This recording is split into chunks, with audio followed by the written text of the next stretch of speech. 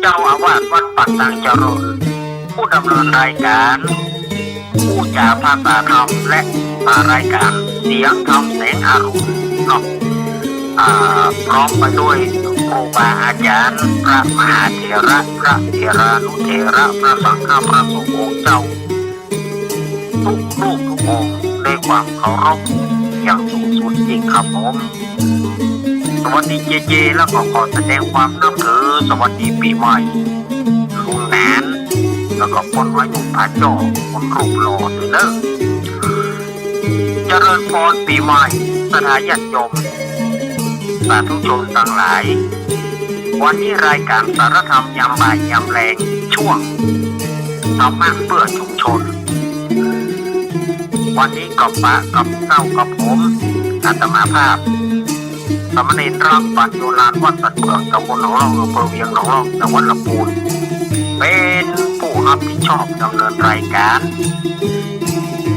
วันนี้ก็อย่างที่ได้แจ้งกับสถานญาติโยมว่าอาตมาจัดทางออนไลน์ซึ่งมันเป็นวันปีใหม่เนาะมันเป็นวันปีใหม่วันนี้บางทีพ่อก็ถือว่าเป็นวันห่อวันดาของคนแต่บางทีพ่อก็ถือว่าเป็นวันพญาวันมันก็เข้าสู่ในช่วงของปีใหม่ก็ยังว่านะโชเฟอร์เปิดก็บอกว่าเปิดก็ไปอีกสังสรรค์ไปเหี่ยวไปแหวงกับปลาลูกเต่าเหมือนปลาไปเหี่ยวได้อย่างหนึ่งก็อย่างช่วงนี้ก็ยังว่านะเนาะช่วงนี้เป็นช่วง7 วันอันตรายเขาก็บ่ให้จะออกวันออกวาเกิดออกวันออกวาก็สถานญาติโยมที่เปิดกินเหล้ายาเนาะมันก็จะทำให้ลำบากเดี๋ยวเปิดปวดเปิดจับแม่ก่อนจะได้มาเป็นตูดเป็นตาแต่ว่าก็เลยฟื้นจัดทางออนไลน์วันนี้ก็เป็นอย่างเนาะสถานญาติโยมมันเป็นช่วงปีใหม่เนี่ยที่อาตมาว่ามันเป็นช่วงเปิดเกิดว่าเอาไปส่งแล้วเกิดว่ามันวัดปริมาณแอลกอฮอล์มันเกินกว่ากำหนดเนี่ยมันจะโดนเปิดก็จะโดนเมาก็จะโดนฐานะที่ว่าคนเมาแล้วเอาคนไปขับมันก็ลำบากลำโทษแต่สถานญาติโยมเนาะอันนี้ก็ขอสุภาพภัยกับคณะสถานญาติโยมที่จำเป็นที่จะต้องจัดทางออนไลน์นี้รายการนี้ก็จะออกอากาศพร้อมกันหลายสถานีเช่นว่าสถานีวิทยุเรื่องพระพุทธศาสนาการศึกษาและวัฒนธรรม 104.50 วัดไผ่หินตำบลสุเทพอำเภอเมืองจังหวัดเชียงใหม่โดยเมตตาธรรมของท่านอาจารย์ท่านพระครูสมุทรวิสุวรรณวรกิจโจสถานีวิทยุวัดพระบาทอุดมน้ำบ่อสาวปลา 100.25 เมกะเฮิรตซ์อำเภอฝางจังหวัดเชียงใหม่โดยเมตตาธรรมของพระเดชพระคุณหลวงพ่อสุจิตตานุรักษ์เตอร์ท่านอาจารย์จำเริญโชติธรรมโมสถานีวิทยุมนต์เสียงธรรม 106.25 ตั้งอยู่วัดภูผาทางตำบลจ้างเคิงอำเภอแม่แจ่มจังหวัดเชียงใหม่โดยเมตตาธรรมของท่านพระเดชพระคุณหลวงพ่อมงคลวิสิทธิ์และก็ท่านปลัดไทยทั้งสองท่านสถานีวิทยุวัดศรีปันเงินเรดิโออำเภอสันปะตองสถานีวิทยุแม่วางเรดิโออำเภอแม่วางสถานีวิทยุบ้านแป้นเรดิโอบ้านแป้นอำเภอเมืองจังหวัดลำพูนและสถานีสุดท้ายสถานีวิทยุ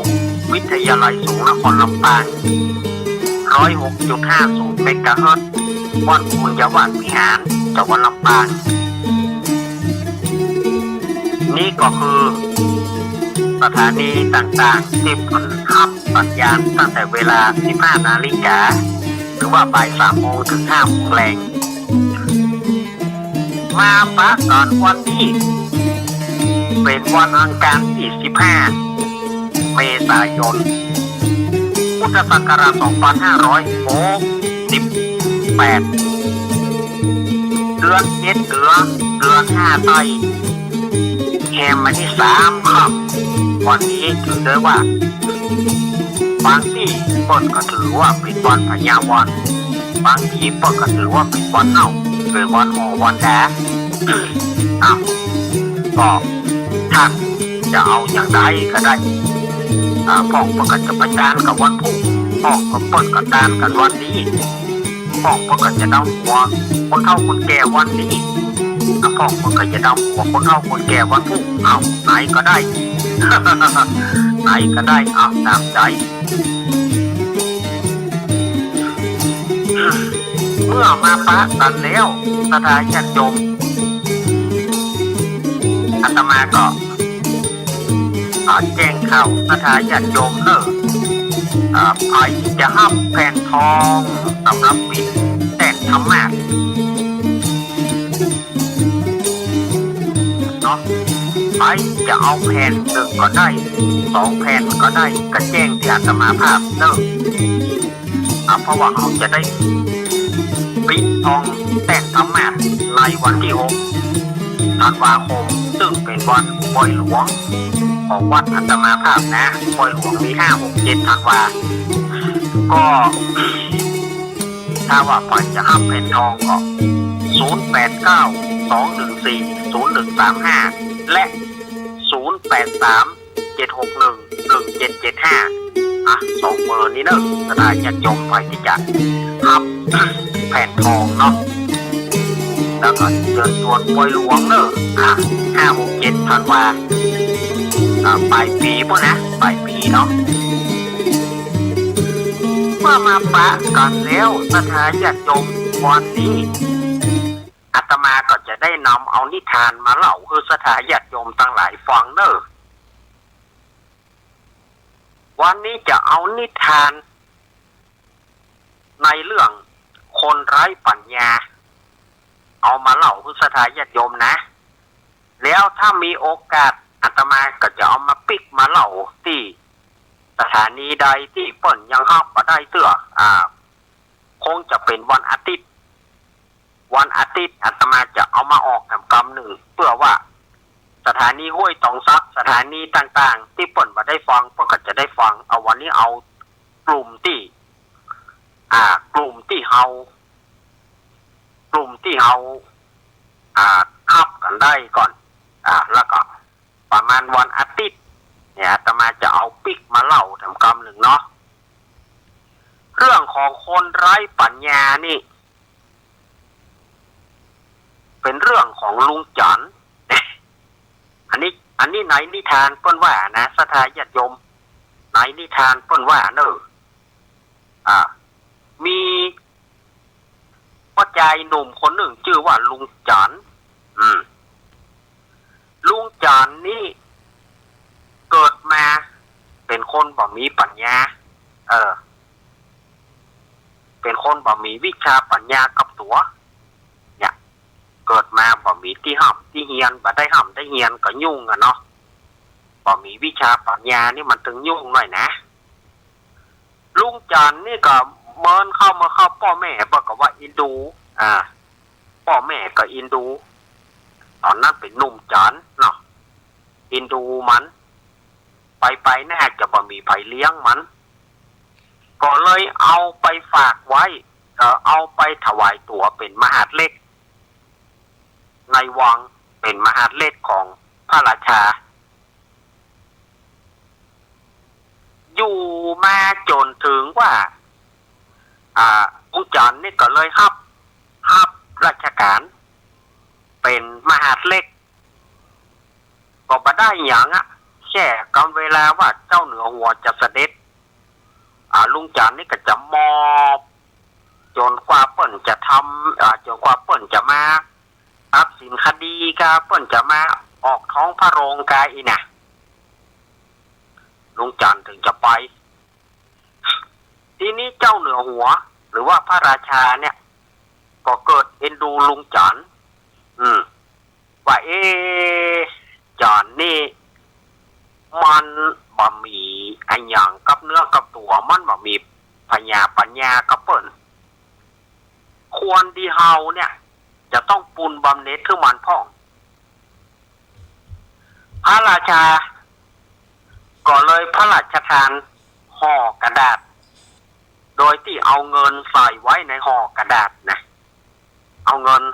ใส่ไว้ในห่อกระดาษแล้วก็บอกคือว่าไอ้จันเอาห่อกระดาษนี่คิงเอาไปเนอะไปถึงบ้านก้อยแกะถ้าปะอันยังก็เอาใจเลยเนอะห้ามเอาคนอื่นนะลูกจันนี่ก็หับแต่พอดีว่ามาถึงใกล้จะออกประตูวังลุงจันนี่ก็เดือดที่ค้านกล่อมเงาถุงกระดาษนี่ก็อยากจะกล่อมถุงกระดาษที่ค้านพอดีก็มีรปภมียามเฝ้าประตูมันก็ถ้าจะสังเกตเห็นนะว่ามันเป็นเงินเนาะแต่ว่าลุงจันนี่บอกว่าเป็นอันอย่างมีนายก็บอกไปแกะบ้านกล่อมมาก็หาขี้ค้านด้วยเจ้าเหนือหัวก็คือกล่อมถุงกระดาษหมูจะกล่อมมาอย่างอย่างทีนี้ไอ้คนเฝ้าประตูนะไอ้ยามเฝ้าประตูนะก็ตาผมขอถุงกระดาษได้ก่อเอาไปเลยไอ้น้องเอาไปเลยหาขี้ค้านกล่อมเอาไปเตอะนี่หรอเจ้าเหนือหัวบังคับเพื่อหากล่อมถุงกระดาษนี่ไว้หาขี้ค้านกล่อมเอาไปก็เลยเอาไปไอ้ยามเฝ้าประตูนะก็เลยเอาไปปดมันจะหีบปากโพดเนาะเงินทั้งนั้นนี่ถึงวันถูกมาลุงจันนี่ก็ไปเฝ้าเจ้าเหนือหัวก็ไปมอบอยู่แทบเท้าเจ้าเหนือหัวแทบพระบาทเจ้าเหนือหัวนี่ก็ถามว่าอาจารย์ตุงกระดาษน่ะจริงเอาใจก่อบัดได้ใจพระเจ้าค่ะเนี่ยอย่างจริงถึงบัดใจข้าเจ้าขี้ค้านกล่อมข้าเจ้าก็เลยเอาเรื่องไอ้แยมเฝ้าประตูนั้นข้าเจ้าขี้ค้านกล่อมข้าเจ้าเลยบอกเอาเรื่องแยมเหรอนั่นแน่เอาสตางค์ใส่ถุงกระดาษเนี่ยเอาเรื่องชิงกล่อมว่าชิงเอาไปเตะบ้านชิงยาบาเตะชิงยาบาเอาไปเตะบ้านชิงเอามากับมันอย่างก็ข้าเจ้าขี้ค้านนะข้าเจ้าขี้ค้านกล่อมจอนนี่บอกเฮ้ยแต่ว่าเจ้าเหนือหัวก็ยังอินดูมันอยู่อินดูลุงจันอยู่ก็เลยเอาเมี่ยงใดดีก็เลยพาปะเต้าเจาะปะเต้าไข่เป็นฝาเอาข้วนมันเป็นฝา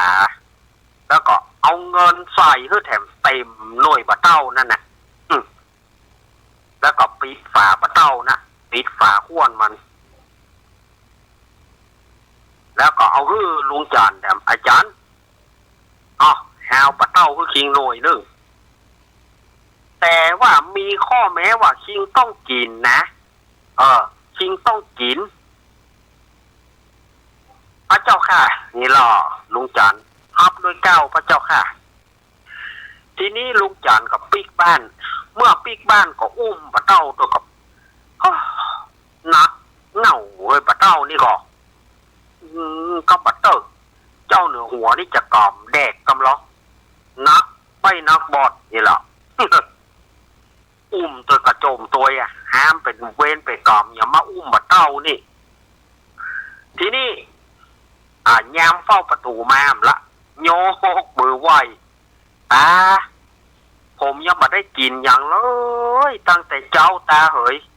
ขอผลละหมากกลากไม้มาให้ผมหน่อยเหรอผมแค่อยากกินข้าวกินแค่อยากกินข้าวกะอ่ะเจ้าหนูหัวเอาปลาเต้าหาหน่วยนึงฮะว่าเอาไปให้หากินอ่ะหันชิงบ่มียังกินก็เอาไปเถอะห้ามกินละก็เลยส่งปลาเต้าที่เป็นเงินนั่นน่ะส่งปลาเต้าเอาให้ยามคนนั้นไปยามคนนั้นก็หีบปากโพดเนาะหีบปากโพดก็โอ้ยชิงขยักกี่เข้าขนาดนั้นเลยก็ถึงขั้นหีบปากหีบคอยหรอว่าไปหีบอย่างไรสตางค์อยู่ในฮะน่ะลุงจานเฮ้ยทีนี้ก็ไอ้ยามน่ะก็เอาไปเอาไปปัดเนี่ยเพราะว่าปลาเต้าก็ได้กินสตางค์ก็ได้ถึงวันพุธลุงจันก็ไปมอบพระราชาเสด็จก็ไปมอบอยู่ใต้พระบาทพระราชาเจ้าเหนือหัวก็ถามอาจารย์พระเจ้าค่ะนี่เหรอชิงกินปลาเต้านั่นก็บ่ได้กินพระเจ้าค่ะก็ชิงย่างบักกินหาวชิงเคียวไปไว้ไหนพอดีว่าข้าเจ้าออกไปถึงหน้าประตูไอ้ยามนั่นมาไว้ข้าเจ้าขอกินผลไม้ข้าเจ้าก็เลยมันนักปลาเต้าข้าเจ้าก็เลยเอามันพระเจ้าค่ะไอ้จ้า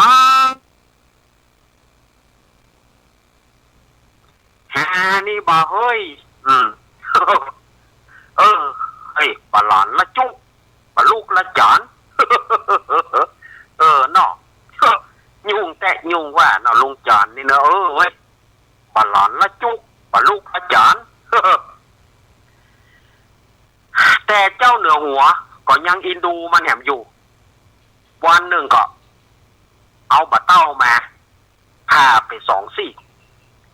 กใหญ่นั้นก็เอาทองคำเข้าฝังในปลาเต้านั้นซีกน้อยนะเป็นเนื้อปลาเต้าแล้วก็ห้องลุงจานมาถามว่าอาจารย์กรรมนี้วันนี้นะชิงต้องกินปลาเต้าที่หานี่ ถ้าชิงบักกินวันพุธหาถามชิงบัได้กินปลาเต้าให้จะฟันคอชิงให้จะมีดให้จะตัดคอชิงต้องกินวาน ที่นี่ลุงจัน ก็อุ้มปลาเต้าที่เจ้าเหนือหัวเอานะอุ้มไปกระโจมไปแฮเป็นเวรเป็นกรรมกับปลาเต้าเนี่ยบอกเฮ้ย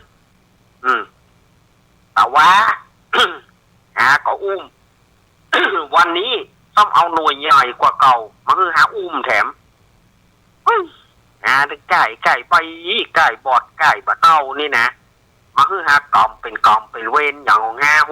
มาอุ้มปลาเต้าเนี่ยเฮ้ยลุงจานเฮ้ยปลาหลานละจุก ปลาหลานละจุกปลาลูกละจาน เนาะเฮาก็ฟังก็แสนจะอินดูแหละแต่ก็บ่จ้างอย่างอื่นน่ะพอดีว่ายามนั่นก็มาละยามนั้นมันก็มาไหว้ตาพอกินปลาเต้านี่มาแต่ว่าผมกินไปหน่อยวันนี้ผมก็ยังไม่ได้กินอย่างเลยตาโอ้น้อยเอ๋ยวันนี้นี่หาชิงบ่ได้วันพุธเจ้าเหนือหัวอย่าเอาหาตายตาขอแบ่งให้ผมเพิกหนึ่งก็ได้ขอแบ่งสักเพิกถ้าตาบอกตึงหน่วยก็แบ่งเพิกหนึ่งก็เพื่ออินดูคิงเนาะลุงจานนี่ก็งะปลาเต้าออกมาไป2 เพิกจะกินเพิกน้อยนี่เพราะว่าเท่าละกินมานักจริงเอาเพิกใหญ่นี่ไปศรัทธาญาติโยมเพิกใหญ่นะมันเป็นทองคำจานเฮยจานไปอย่างใหญ่กับปูจานนี่แน่ก็เลยเอาอันนั้นกับย ที่เฝ้าประตูไปเอาเพิกใหญ่ก็เปิดไปอ่ะเพิกที่มีทองคำเนี่ยลุงจันเนี่ยก็เอาเพิกที่เป็นเนื้อปลาเต้านะเอาไปกิน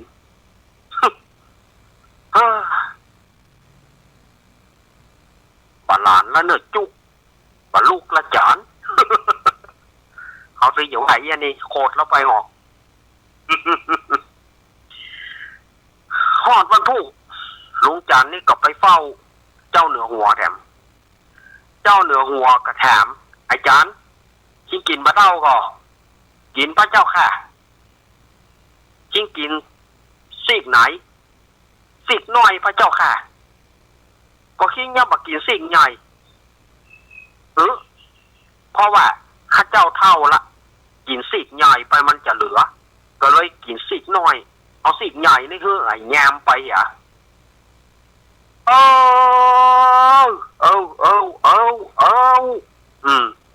เจ้าเหนือหัวมจ้างเนี่ยได้เนาะ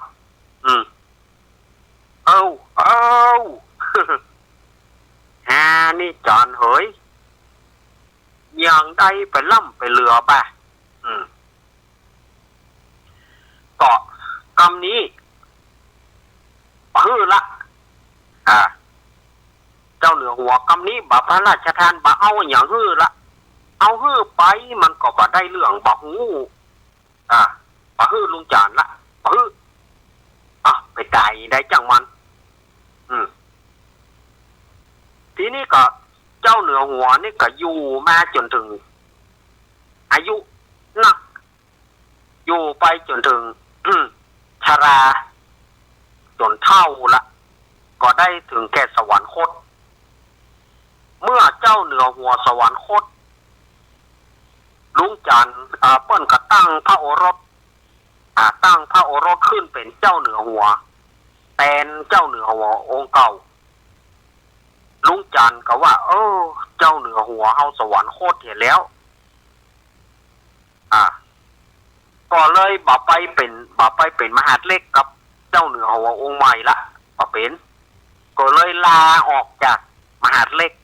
ลาราชการลาออกจากการเป็นมหาดเล็กไปอยู่บ้านนอกก็รวบรวมเงินซื้องัวได้ตวงรวบรวมเงินซื้องัวได้ตวงแล้วก็เจ้านาเปิ้นเนี่ยเจ้านาเปิ้นทำที่นี่ลุงจันก็ทำให้ไถนาเมื่อทำให้ไถนาก็คิดใจว่างัวเฮาก็มีตัวเดียวนาก็จะนานแล้วมันต้องได้งัว2 ตัวแต่จะเอาเงินที่ไหนมาซื้องัวแถมตวงเล่าก็เลยไปขอยืมงัวเปื่อนบ้านเอามาเข้ากู้กันตัวหนึ่งตัวหนึ่งพักแง่ก็เอาตัวหนึ่งไถก็คือว่าเจ้าเอางัวเปิดมาไถนะแรงก็ส่งงัวปิ๊กเนี่ยค่ะลุงจันนี่ก็ได้ทำไถนาไปถึงวันเนาะเอางัวกู้เนี่ยเปลี่ยนงัวกันไปแต่ยืมงัวของเปิดเนี่ยขับมาก็ต้องเอาไปส่งมีอยู่วันหนึ่งลุงจันก็เอางัวไปส่งให้กับ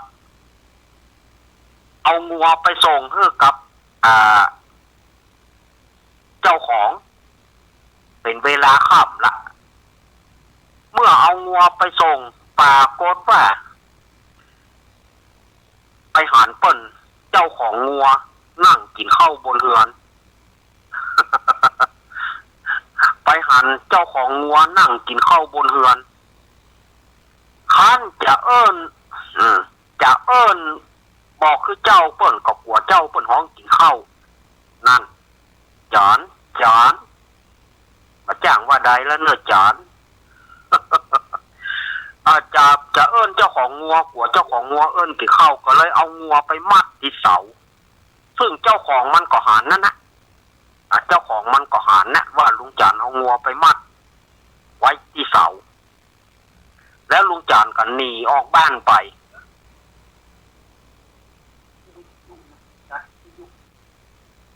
อ่าเมื่อลุงจันออกบ้านไปแล้วปรากฏว่าขโมยมันได้ย้อนสอนขโมยได้สวมรอยขโมยลูกที่ไหนบอกฮู้ก็มาปลดเชือกงัวลักงัวลุงจันไปลักงัวที่ลุงจันส่งไปแล้วน่ะ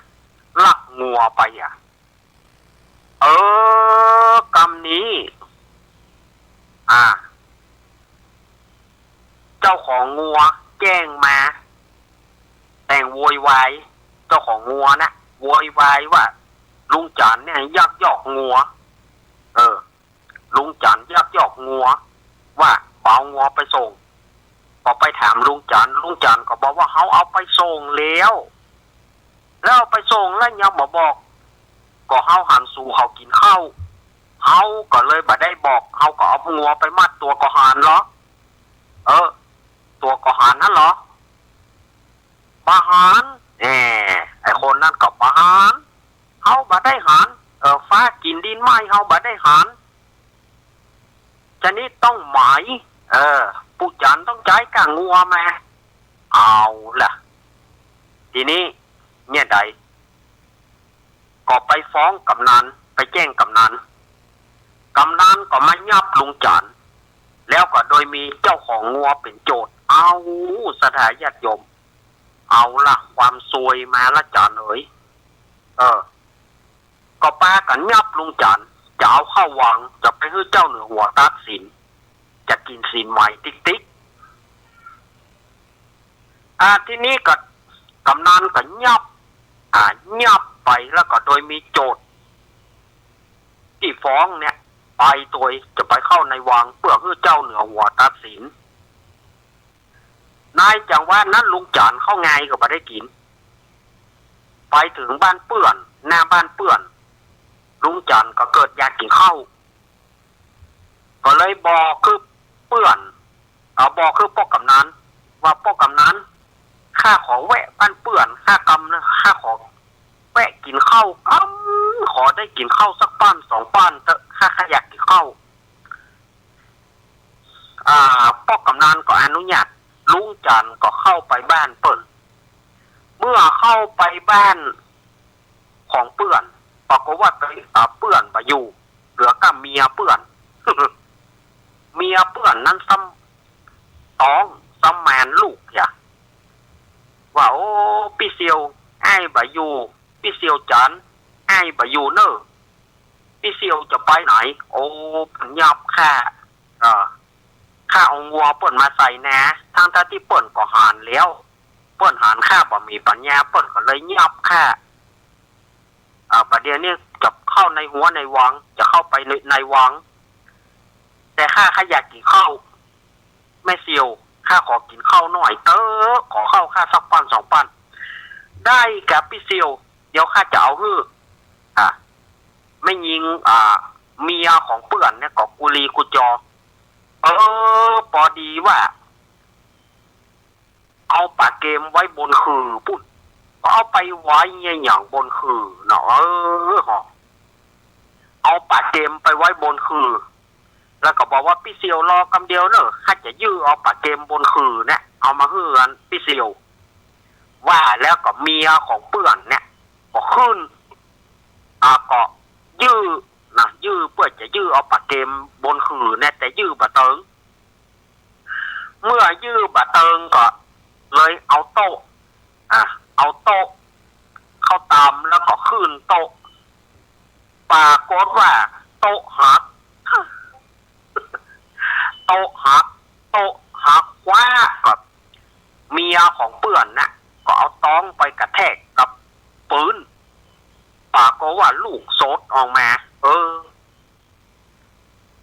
ปรากฏว่าลูกแทงลูกโซดออกมาทีนี้มันประจวบเหมาะกับเปื่อนมาเข้าบ้านมาพอดีเมื่อเปื่อนเข้าบ้านมาหาญาณก็มาสอบถามละก็ป้ากันก็เลยเตะเลยตีลุงจันว่าลุงจันเนี่ยตั้งใจจะไปข่มขืนเมียมันแต่คิงมันอย่างอี้ก็จันเมียแฮมแมนแต่ลูกไปข่มขืน ประเด็นนี้ลูกหาแทงออกไปชิงต้องใจกันชิงต้องใจชิงต้องเอาลูกหาคืนมาให้ได้เตะตีลุงจันแล้วก็ลากลุงจันเนี่ยเอาไปมอบเพื่อกำนันแล้วก็ข้าพร้อมที่จะไปเป็นโจทย์คือจะไปเป็นโจทย์ฟ้องลุงจันจานเฮยจานเฮ้ยกรรมของปู่จานเนาะทีนี้ก็ลากไปทีนี้ลุงจานก่อนเขาอี้ลำเหลือเข้าก็บ่ได้กินบ่เฮ้ยไปปอมีโจทย์ฟ้อง2 คนหาตึงบ่อยู่แล้วจะตายดีกว่าก็เลยตั้งใจว่าจะไปฆ่าตัวเก่าตายด้วยการกระโดดลงเหวก็เลยบอกคือกับพ่อกำนันว่าพ่อกำนันข้าขอไปทำธุระข้างทางกำเดียวเนอะพ่อกำนันเดี๋ยวข้าขอไปทำธุระข้างทางกำเดียวเจ็บท้องเฮ้ยพ่อกำนันก็หันอินดูลุงจันนี่นะก็เลยฮื้อไปลุงจันนี่ก็กระโดดฝั่งหล่นขึ้นบนดอยปุ่นตั้งใจว่าจะปุ้งเหลาเพื่อมันตกเหวปุ่น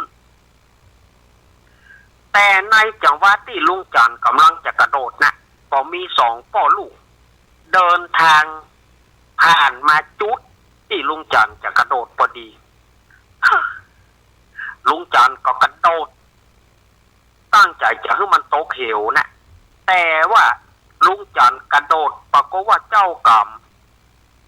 ลุงล่างของลุงจันนะก็ไปโจรใส่ป่อเปิ่นคอหักตายเอาแถมละเมื่อป่อเปิ่นคอหักลูกเปิ่นก็บ่พอใจบอกลุงจันต้องใจกันนี่มาใจกับป่อต้องขอชีวิตป่อคืนก็ปากับไปร่วมขบวนกับพ่อกำนันกับโจทย์ก็เลยได้โจทย์3 คนแล้วนะเฮ้ยเนาะ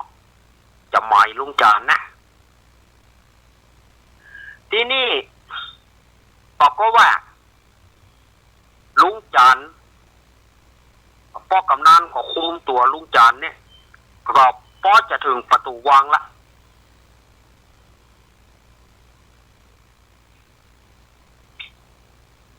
พอจะถึงประตูวังอยู่จำผ้ามาปรากฏว่าแม้ทรงของเจ้าเหนือหัวมันเกิดหลุดเชือกมันก็หล่นวิ่งห่อไปทีนี้ก็ทหารไล่ยับก็มาได้ทีนี้ทหารก็เลยบอกพอดีทหารมาฮู้จักลุงจันหรอกก็เลยบอกว่าจันยุดมาให้เขามาจันขอยุดมาให้เขามาลุงจันก็ตั้งจะเปียบหินว่าจะเอาขว้างม้าให้ม้าหยุดปรากฏว่าบหินก้อนนั้นน่ะนาดไปถูกใส่ตาม้าทรงก็เลยแกนตาแตกเลือดย้อยโซเอาละกำนี้ทหารตั้งหลายก็บอกว่าอาจารย์ชิงบ่รอดแน่ชิงถูกประหารชีวิต7 พวกโคตรแน่ละจานก็เลยปากันคุมตัวลุงจานโอ้จานเฮยจานไอ้อย่างได้ล่ำเหลือเนี่ยจานคุมตัวลุงจานไปในวังพอดีว่าเจ้าเหนือหัวเปิ้นฮู้จักลุงจานนี่เปิ้นหันแล้วเปิ้นก็เพราะว่าตอนที่เปิ้นน้อยนะลุงจานก็ยังเคยได้เลี้ยงเคยได้ป้อนข้าวป้อนน้ำเปิ้นมาหันก็อีป้อจานอีป้อเป็นจะได้นี่เขามายับอีป้อยี่หยัง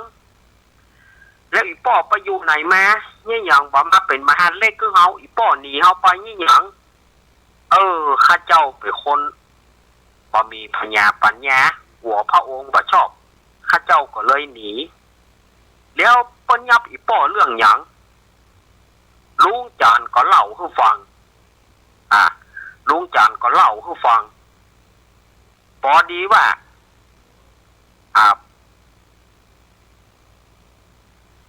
เปิ้นยับลุงจานเนาะเปิ้นยับแล้วเปิ้นยับอีป้อเรื่องหยังโจทย์คนหนึ่งเขาฟ้องขึ้นมา ฟ้องขึ้นมาว่าปู่จันเนี่ยยักยอกงัวของข้าพระองค์พระเจ้าค่ะไปยักยอกงัวอย่างใดก็มันยืมงัวของข้าเจ้าไปแล้วปรากฏว่ามันเอางัวของข้าเจ้าเนี่ยเอางัวของข้าเจ้าไปยอมส่งคืนซึ่งมันผิดอยู่แล้วมันเอางัวของข้าเจ้าไปแล้วมันบ่ส่งคืนประเดี๋ยวนี้ข้าเจ้าขอหมายของงัวคืนแล้วก็เจ้าเหนือหัวนี่เปิ้ลกระถามว่าอีป้อเปิ้ลกระถามลุงจันนี่นะอีป้อแต่กะเรื่องมันมีอยู่ว่าข้าเจ้าส่งไปแล้วข้าเจ้าเอาไปส่งข้าเจ้ามามีนาหน่อยหนึ่งแล้วก็มีงัวตัวหนึ่งแต่นามันนานแล้วข้าเจ้าก็เลยเอางัวของโจทย์เนี่ยไปถ่ายนาเข้ากู้กันแล้วข้าเจ้าก็เจ้าไปเจ้าเอามาเจ้าเอาไปแรงก็มาส่งให้เจ้ามันเจ้าเอาไปแรงก็มาส่งให้เจ้ามันแต่มีแต่ว่าเนี่ยข้าเจ้าก็เอางัวไปส่งแล้วแต่ว่าข้าเจ้าบ่ได้บอกเจ้าของเพราะว่าเจ้าของงัวเนี่ยกำลังกินข้าวข้าเจ้าก็เลยบอกข้าเจ้าก็เลยเอางัวมัดแต่ว่าขโมยมาล้องหลังมาเอางัวของพ่อใจคนนี้ไปมาเอางัวของโจทย์ไปแล้วโจทย์ก็เลยใส่โต๊ะข้าเจ้ามายับข้าเจ้าแล้วเอามาเฝ้าพระองค์พระเจ้าค่ะจริงหรือทั้งที่เจ้าก่อหันแม่นก่อบอกมานะเจ้าเหนือหัวเพื่อกระถามเลยเจ้าหานแกใจคนนี้ก็บอกบาหานปู่จันต้องใจกางงัวข้ามาจะเอางัวคืนทั้งที่เปิ้นเอามาส่งแล้วเจ้าก็หานอยู่แสดงว่าลุงจันอีป้อจันอีป้อก็ต้องเสียแก่แต่ว่าเฮาเนี่ย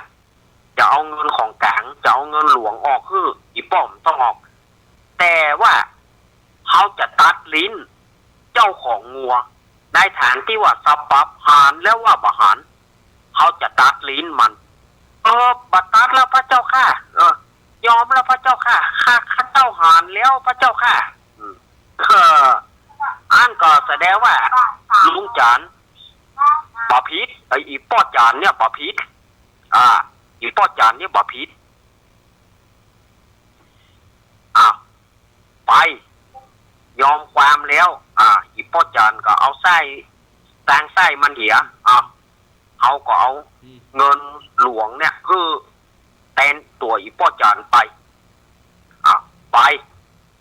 ก็ไล่เจ้าของงัวนี่ไปทีนี้มาโจทย์ออกไปโจทย์ยื่นฟ้องอีป้อต่อไปมีอย่างพ่อใจคนนึงพ่อใจคนนั้นก็บอกว่าอาจารย์เนี่ยเป็นเซียวของข้าเจ้าพระเจ้าค่ะเป็นเปื้อนกีนเปื้อนตายวันนั้นข้าเจ้าไปอยู่ข้าเจ้าไปทำธุระแต่ปรากฏว่าอาจารย์เนี่ยไปข่มขืนเมียของข้าเจ้าซึ่งเมียของข้าเจ้าเนี่ยกำลังต้องกำลังไส้กำลังแมนพอเมียข้าเจ้าแมนมันก็บอกเว้นบอกไว้ไปข่มขืนเมียของข้าเจ้าจนทำให้ลูกของข้าเจ้าที่อยู่ในท้องเมียเนี่ยโซดออกข้าเจ้าขอหมายพระเจ้าค่ะจะหมายอย่างไรขอลูกคืนข้าเจ้าขอชีวิตลูกกลับคืนมาทีนี้เจ้าเหนือหัวป้นกระทำอีป้อเรื่องราวมันเป็นอย่างไรลุงจันก็เลยบอกว่าเจ้าเหนือหัวข้าเจ้าบ่มีเจตนาที่จะไปข่มขืนเมียเปิ้นวันนั้นน่ะตะกี้เนี่ยก็เจ้าของงัวก็ไปฟ้องกำนันเพื่อมายับข้าเจ้า ข้าวก็บ่ได้กินข้าวงงข้าวไงอย่างสักอย่างข้าเจ้าก็ไปหันบ้านเปื่อนก็ว่าจะไปขอกินข้าวบ้านเปื่อนสักป้านหนึ่งพอประทางความหิวแต่ข้าเจ้าไปแล้วกลับไปปาใส่เมียของเปื่อนข้าเจ้าก็ไปขอกินข้าวซึ่งเมียของเปื่อนเนี่ยก็บอกว่าจะไปยื้อเอาปลาเกมซึ่งเขาเอาไว้บนคือปุ้นก็เอาปลาเกมไปไว้แหกเลือดอยู่บนคือบุญน่ะแต่ทายญาติโยมว่าเอาปลาเกมไปไว้บนคือทีนี้ก็เมียของเปื่อนเนี่ยเมียของโจทย์เนี่ยมันยื้อบะเติงก็เลยเอาโต๊ะมาวางไว้แล้วก็ขึ้นโต๊ะบอกว่าโต๊ะเจ้ากรรมมันหักภรรยาของโจทย์เนี่ยก็เลยเอาท้องไปกระแทกกับปืนลูกก็เลยโซดออกมาข้าเจ้าบ่ได้ข่มขืนข้าเจ้าขอสาบานฟ้ากินดินไม่เมื่อเรื่องมันเป็นโอละแม่โอละพ่ออย่างอี้แล้วนี่อย่างใดฝ่ายผัวมาก็ข้าเจ้าขอลูกคืนข้าเจ้าขอชีวิตลูกคืนเอาอย่างอี้เมื่อเจ้าข้าได้ลูกคืนแม่นก็เจ้าก็อีป้อจานเนี่ยไปนอนตัวเมียเจ้าพอลูกออกมาจะได้เป็นลูกของลุงจานลูกของป้อจานแล้วป้อจานจะได้เอาลูกมาส่งคืนกับตัวเจ้าบ่เอาพระเจ้าข้าบ่เอาลูกบ่เอาก็ไปบ่เอาก็ไป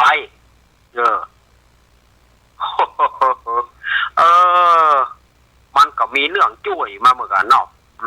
ลุงจานนี่นะทีนี้ก็มาโจทย์ที่สามมาโจทย์ที่สามข้าพระองค์จึงบ่ยอมเพราะว่าปู่ตัวนี้กระโดดมาโจรป่อของข้าเจ้าคอหักตายป่าเดียวนี่ข้าเจ้าจึงบ่ยอมเป็นจะได้ขอชีวิตป่อของข้าเจ้าคืนมาเรื่องมันเป็นจะได้เจ้าเหนือหัวเปิดกระสอบลุงจานอีป่อเรื่องแต่เป็นจะได้ก็มันเรื่องมันยุ่งที่สองเรื่องนี่แหละข้าเจ้าก็เลยกึดใจว่าจะฆ่าตัวตายข้าเจ้าเจตนาของข้าเจ้าจะฆ่าตัวตายจะกระโดดจากดอยเพื่อมันตกเหวตายไปเหียแต่ว่าข้าเจ้าบ่มีเจตนาข้าเจ้าก็เลยปุ้งเหล่ากระโดดพอปุ้งเหล่ากระโดดก็ปรากฏว่าสองป่อลูกเตียวมาต้าท่านพอดีร่างของข้าเจ้าก็เลยโจรเข้าใส่ป่อเปิ้นคอหักข้าเจ้าบ่มีเจตนาเมื่อหูอย่างนั้นแล้วเนี่ยอย่างใดป้อใจคนนั้นก็ขอป่อของข้าเจ้าคืนขอป่อของข้าเจ้าคืนจะเอาติ๊กปีใดก็ขอป่อของข้าเจ้าคืนญาติโยมหมดเวลาช่วงแรก กำลังม่วนแต่เรื่องลุงจานนี่ยุ่งหยาบแต่คำเดียวเด้อ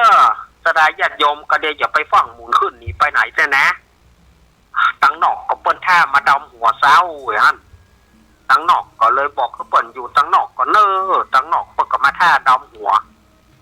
ก็เดียวก็เน้อ อาตมาขอไปปอน10 นาทีก็เดี๋ยวอาตมาปิกมาใหม่เนาะ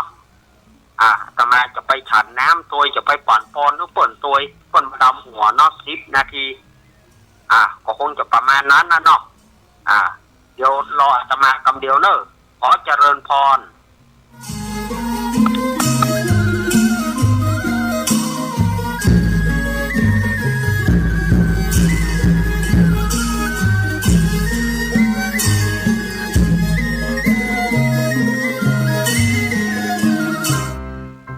น้องๆหน้าหนาวนี้ไปแอวเหนือเฮาพักที่นี่บ่รีสอร์ทนี้ดีขนาดมีเครื่องทำน้ำอุ่นระบบแก๊สเอาไว้ให้พร้อมแต่ก็ต้องระวังเนอะเครื่องทำน้ำอุ่นระบบแก๊สมีคนตายมาหลายรายแล้วจะอั้นเลยกะอ้ายก็นึกภาพเอากะเปิดเครื่องทำน้ำอุ่นระบบแก๊สในห้องน้ำ ถ้าบ่มีพัดลมดูดอากาศการหมุนเวียนของออกซิเจนมันจะดีได้จะใดในเมื่อการเผาไหม้บ่สมบูรณ์ก็เกิดการสะสมแก๊สคาร์บอนมอนอกไซด์สูดดมเข้าไปมันจะไปจับกับเม็ดเลือดแดงและทำให้เม็ดเลือดแดงจับกับออกซิเจนได้น้อยลงเมื่อออกซิเจนเข้าบ่ถึงปอดก็จะย่าให้คลื่นไส้เมาหัวหายใจยากจนถึงขั้นเป็นลมแล้วก็ตายได้โดยเฉพาะคนที่มีโรคประจำตัวเช่นโรคหัวใจโรคเลือดจางหอบหืดถุงลมโป่งพองโรคความดันโลหิตสูงซึ่งจะมีโอกาสสูงกว่าคนอื่นน่ากลัวขนาดเนาะมันก็บ่ถึงขนาดนั้นถ้าหารู้วิธีคือถ้าอาบน้ำด้วยเครื่องทำน้ำอุ่นระบบแก๊สบ่ดีอาบเกิน10นาทีจะต้องเปิดพัดลมระบายอากาศหรือให้อากาศถ่ายเทได้ดีอันนี้ก็จะช่วยได้นักถ้าหมู่เฮาแค่หูข้อมูลเพิ่มเติมโทรสอบถามได้ที่กลุ่มสื่อสารความเสี่ยงและพัฒนาพฤติกรรมสุขภาพสำนักงานป้องกันควบคุมโรคที่1เชียงใหม่053-140-774-6หรือสายด่วน1422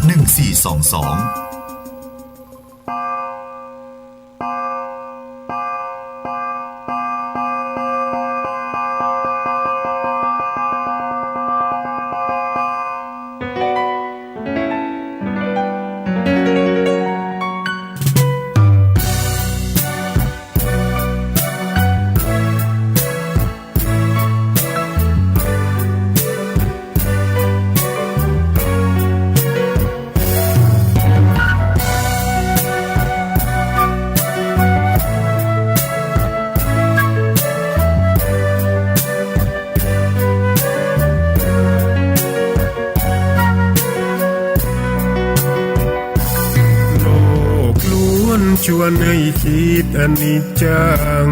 ทุกสิ่งไม่ยั่งยืนจีรังย่อมผุพังตามกาลเวลาจะฝืนให้ยั่งยืนจนสิ้นโลกาอย่าได้หวังดังปรารถนาองค์พระพุทธาท่านตรัสสอนไว้เกิดแล้วคงไม่แคล้วต้องชราแก่อาคราวแก่สมปัญญาทั่วภารามีทมไปเจ็บทุกข์ย่อมเวียนวนมีพ้นใครๆสัตว์โลกล้วนรู้แน่แก่ใจเกิดแก่เจ็บตายหลีกไปไม่พ้นใครหลงคิดหลงติดอัตตาว่าใจแจ้งกำมลแม้นใครปลงได้คงสุขล้นชีวิตมีมองมนเกิดมาเป็นคนสมบูรณ์ดับหายเพียงร่างกายไว้ชีวาแต่กุศลผลกรรมทำมาย่อมแปลงค่ากลายเป็นทุนส่งผลให้ทุกคนเวียนวนไม่สูญสุขและทุกข์เป็นไปตามทุนที่พวกคุณได้ก่อทำมา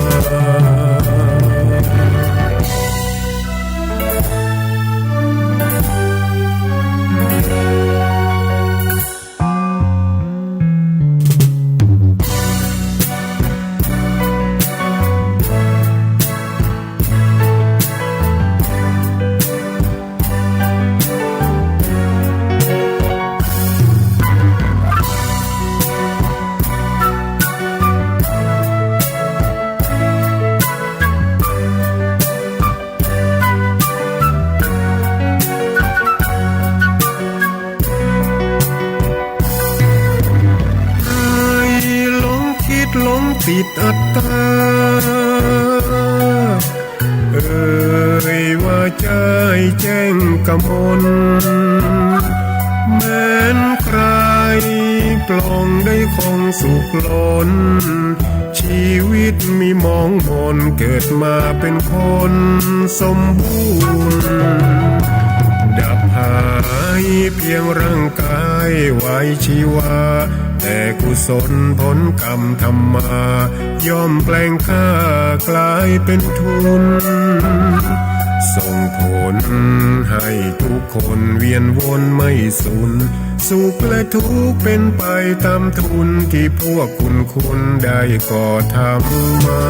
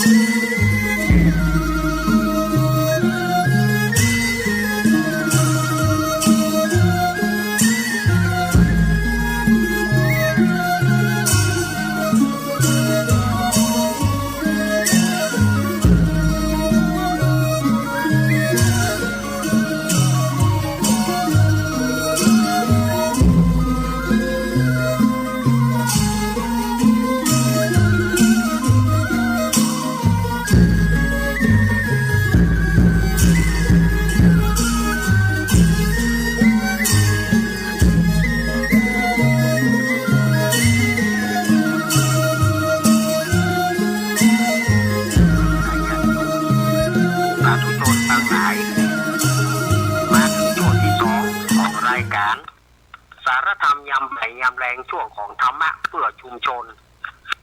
ก็มาปะกับอาตมาภาพแทมช่วงหนึ่งช่วงหลังชั่วโมงหลัง ก็จะได้นำเอาสาระต่างๆมาอู้นิทานก็กำลังม่วนเนาะ โอละแม่โอละป่อลุงจันเนี่ยมาสวยแตะสวยว่าลำเหลือแอบว่าเจ้าเหนือหัวหรือว่าพระราชาเปิ้นก็ตัดสินไปเนาะตัดสินไป2 คดี2 คดีก็คงเหลือทำ2 คดีเนาะ ยุงแตะยุงว่าแต่นิทานเรื่องนี้อาตมาจะเอาออกในคืนสีขาวแถมกำหนึ่งคงจะเป็นวันติดนะ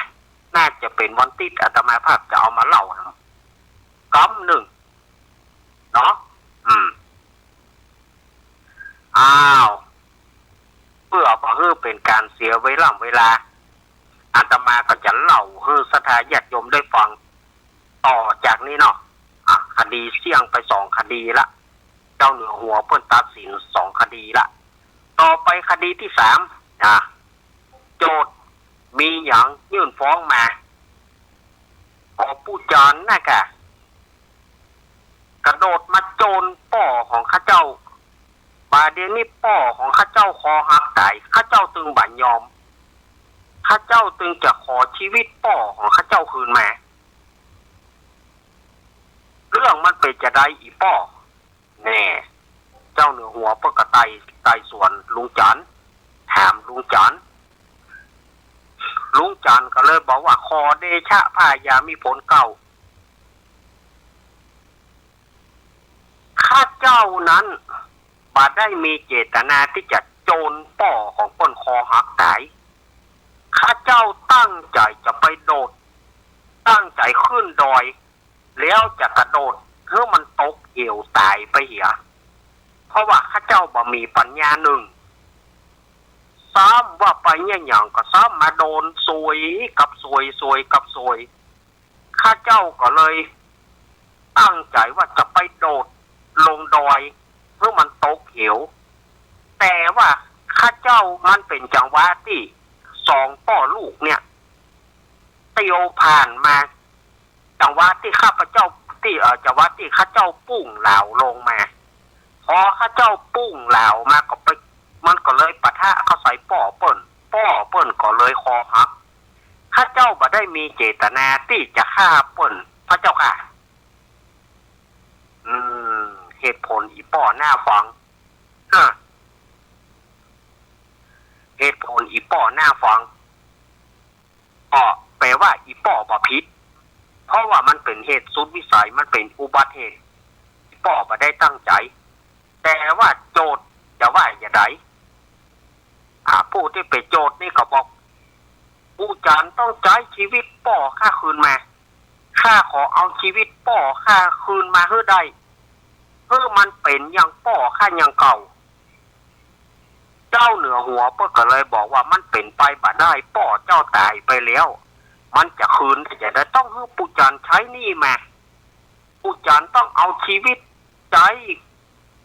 เพื่อป่อข้าคืนมาให้ได้เจ้าเหนือหัวเปิ้นก็บอกว่าจะเอาอย่างนั้นแกอันก็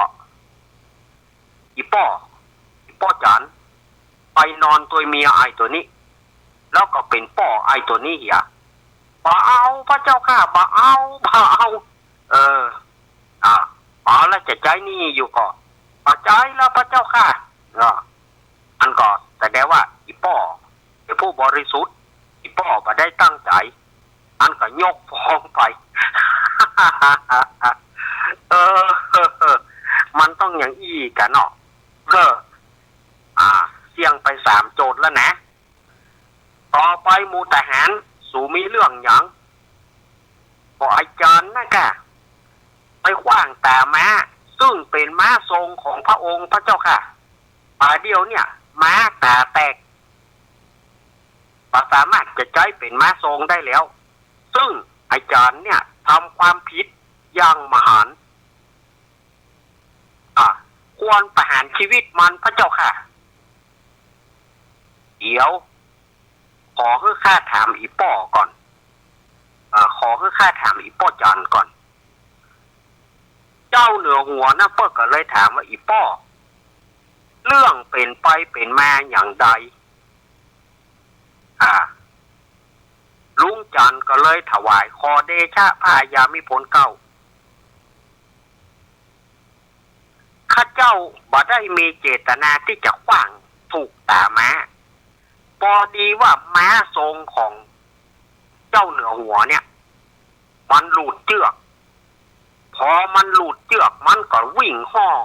มันก็หล่นกระลบทหารก็ยับมาได้ทหารก็เลยบอกคือข้าเจ้าว่าจันยับม้าคือกำข้าเจ้าก็ซ้ำเท่าแล้วไล่ยับมันก็มาได้ข้าเจ้าก็เลยเปียปะหินก้อนหนึ่งตั้งใจจะขว้างถูกมันให้มันหยุดแต่ว่าปะหินเจ้ากรรมเนี่ยการไปถูกตาแม้ทำให้แกตามันแตกเรื่องมันก็มีอย่างอี้ข้าเจ้าบ่ได้มีเจตนาที่จะขว้างแม้ให้แกตามันแตกหรอกแต่มันเป็นอุบัติเหตุสุดวิสัยพระเจ้าค่ะเจ้าเหนือหัวเปิ้นก็เลยมาอันนี้ถือว่า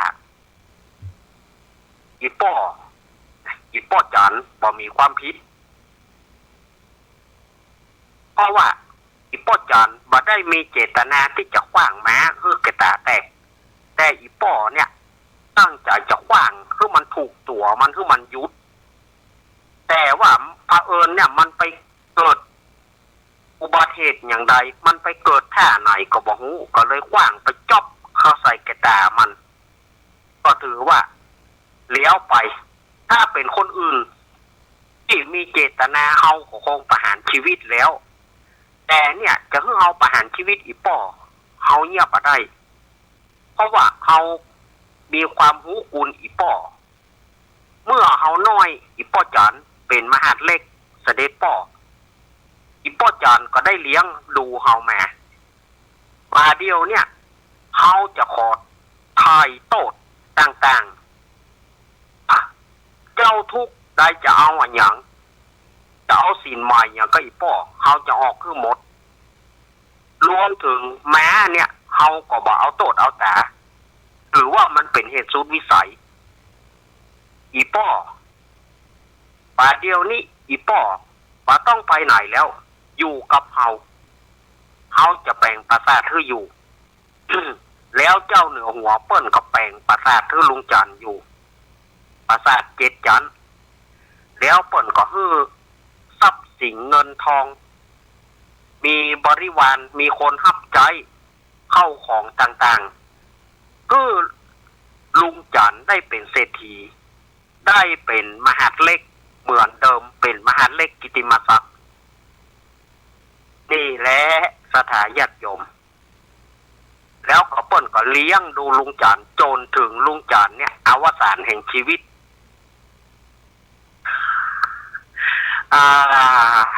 เนี่ยเนาะคนโบราณว่าถึงแม้จะเป็นคนบ่มีปัญญาแต่ด้วยบุญเก่า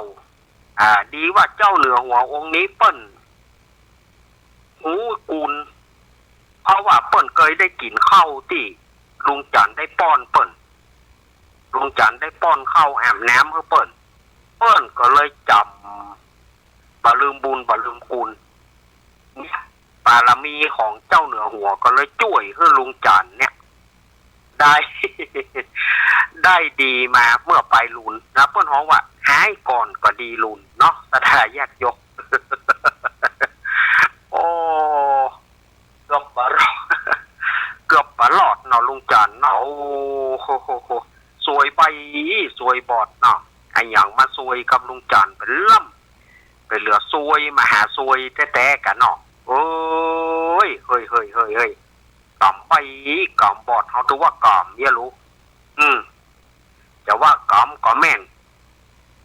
เปิดมาซ้ำบ่มีปัญญาเนี่ยก็ถือว่าคนโง่ย่อมเป็นเหยื่อของคนฉลาด ถ้าคนโง่ได้ปิกฟื้นมาก็ยังว่านั่นเนอะ อันนี้อาตมาบัดได้ จะไปว่าอาตมา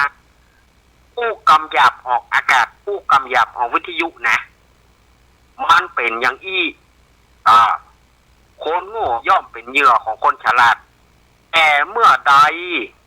คนโง่ฟื้นตัวได้คนฉลาดกับจะเป็นคนโง่อย่าเอง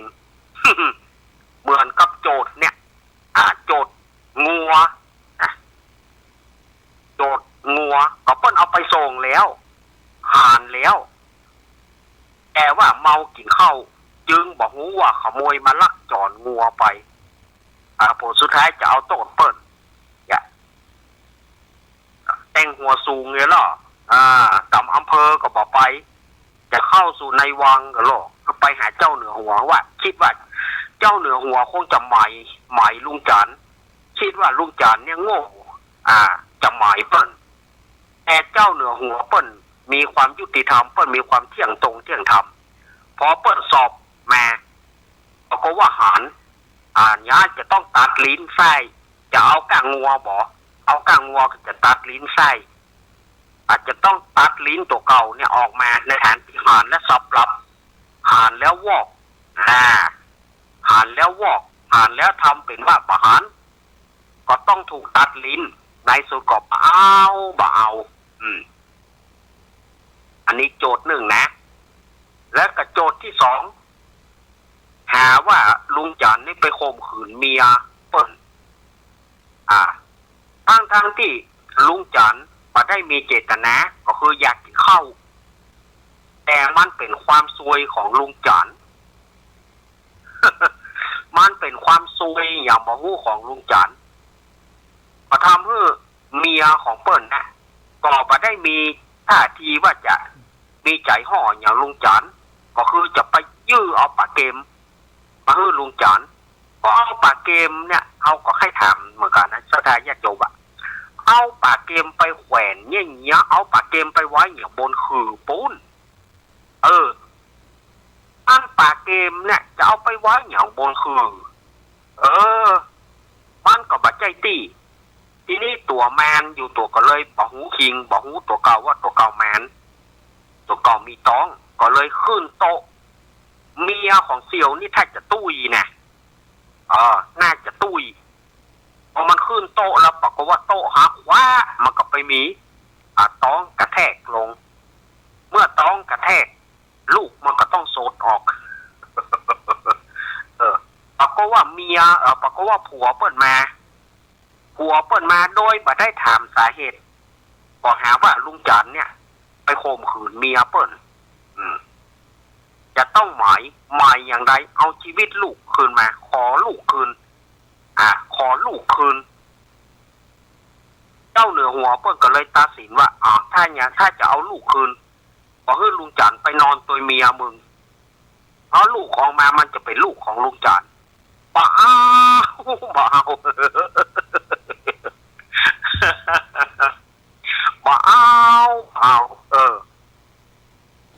และโจทย์ที่สามเขาบอกว่าลุงจันเนี่ยไปโจรใส่ป่อเพื่อคอหักทั้งที่ปัจจัยอย่างนั้นลุงจันเนี่ยตั้งใจว่าจะไปกระโดดดอยจะไปกระโดดที่มันลงเหวพุ่นเพื่อจะได้ตายไปเหี้ยเกิดมาแหล่งใดแหล่งบ่มีปัญญาซ้ำเก่งหัวก็จะกระโดดอาจจะตายที่มันโป้นแต่เผอิญว่าเป็นจังหวะที่กระโดดนั่นน่ะปุ้งเหล่าแล้วก็ปรากฏว่าไปปะทะเข้าใส่ป่อของเปิ้นก็เลยคอหักตายทีนี้โจทย์ก็จะหมายอย่างเอาป่อคืนมาว่าอย่าได้ฮื้อกระตึงบอกฟังเอาป่อคืนมาอันก็ฮื้อลุงจันไปอันก็ฮื้ออีป่อจันไปเป็นป่อมึงอย่าไปมันก็เบา มันก็เบาโจทย์ที่สี่ทหารก็จะขอฮื้อประหารชีวิตลุงจันเพราะว่าลุงจันไปเสียกระตาม้าแตกซึ่งลุงจันเขาบอกว่าบาดใจตั้งใจจะขว้างเพื่อมันหยุดและจะได้ยับมันแต่ปรากฏ หินเจ้ากรรมเนี่ยไปโดนใส่ตามันก็เลยยกฟ้องไปเรื่องนี้ก็เลยยกฟ้องไปในที่สุดเจ้าเหนือหัวเปิ้นก็เอาลุงจันทร์ไปเลี้ยง ในที่สุด เปิ้นก็เลยเอาเป็นป่อบุญธรรมเปิ้นเนี่ยคนเฮาให้ก่อนดีลูนจะไปดูว่าคนนี้มันผังให้คนนี้มันเป็นอย่างอี้คนนี้มันเป็นอย่างอี้แต่เฮาดูแล้วปรากฏว่าโอ้ เนาะสถาญาติโยมโอ้มีอะไรน่าดูอีกเยอะแยะเลยเรื่องนี้อ้าวอาตมาจะคือสถาญาติโยมไปจะแสดงความคิดเห็นเรื่องนี้ถ้าได้ฟังแต่จะต้องแสดงความคิดเห็นได้ถูกต้องนะบัดจะว่าโอ้ฟังแล้วม่วนนะอาตมาบอกเอานะจะต้องเอาความคิดเห็นญาติโยมถ้าฟังจริงๆและจะต้องรู้แล้วว่าเรื่องมันเป็นอย่างไรลองแสดงความคิดเห็นออกมาว่าโยมหันเป็นอย่างไรจะไปว่าอ๋อม่วนครับม่วนครับม่วนเจ้าเบานะเบาพอแสดงความคิดเห็นมาอ้าวตอนนี้อาตมาจะวางสายเนอะใครจะแสดงความคิดเห็นมา0837611775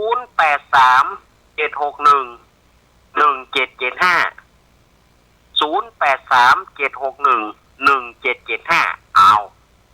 ถ้าญาติโยมลองแสดงความคิดเห็นเกี่ยวกับเรื่องนี้มาถ้าเป็นคนฟังจริงๆจะต้องหูเรื่องเนื้อถ้อยกระทงความจะต้องได้ มีก่อลองโทรเข้ามาเหรอถ้าไปฟังเนาะไปเหี่ยวปีใหม่กันอย่างมดอะกะไปดำหัวปีใหม่กับมดไปเหี่ยวน้ำตกกะตังลำปางกับไทยไปเหี่ยวน้ำตกป่ะเนาะแก่ซ้อนป่ะเนาะน้ำตกต่างๆไอไปเหี่ยวน้ำตกน้ำนี่พวกกะหาอ้าวอาตมาวางสายให้แล้วนะ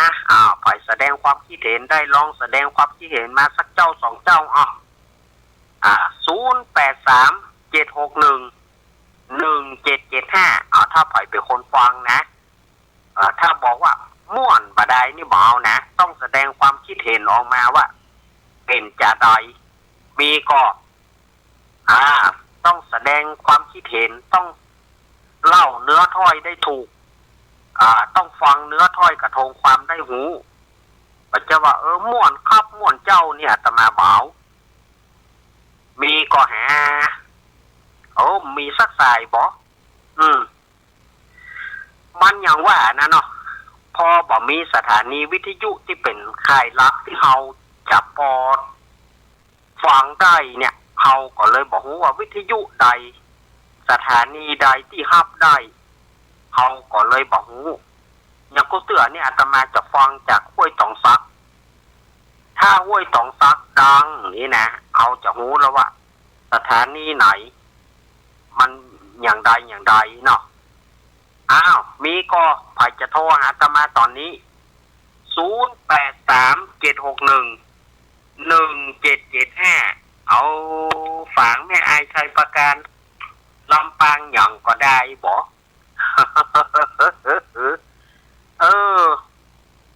สถานีได้ก็ได้มีไผฟังเฮาสักคนน่ะกับป่วยเฮาเล่าคนเดียวกับวันนี้เนาะโอ้ แม่สีกุลแม่สมบูรณ์แม่พี่สมัยนางแร่แม่กองแรงเกิดเมื่อค่ำ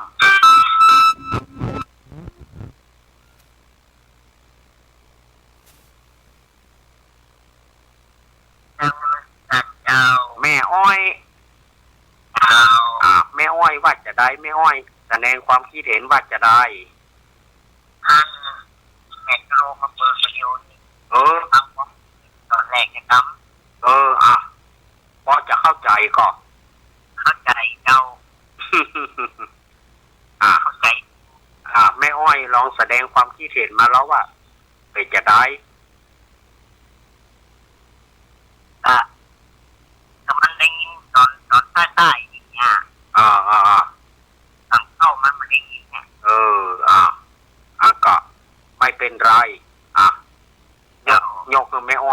คนหนึ่ง อ้าววันดีปีใหม่เนอะเจ้าเจ้าวันดีปีใหม่เนอะอันนี้เขาก็บอกว่าละพ่อเปิ้นมาได้ฟังมาแต่ต้นก็เลี้ยวกันไป ก็เขาจะไปว่าจะได้เนาะเปิ้นมาได้ฟังแต่ต้นเปิ้นก็สรุปออกมาก็มาได้นะ เป็นอย่างเนอะแม่อ้อยเนอะเอาไปจะโทรมาแถมโทรมา0837611775เราแสดงว่าลำปางใจได้อยู่แม่อ้อยแม่อ้อยโทรมาแม่อ้อยเจดีซาวบ้านหม้อนะโทรมามีก็ไปจะโทรหาอาตมาตอนนี้เนอะ0837611775โอ้ฝังแม่ไอใช้ประกันอย่างไฮเซฟฮะแม่เสารักเขาแม่ปราณีเขาหายกันไปหมดนี่มาเดนี่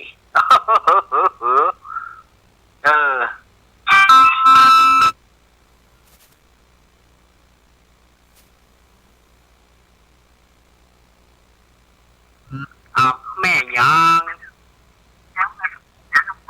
แม่สมบูรณ์แสดงความคิดเห็นมาแล้วว่าเป็นจะได้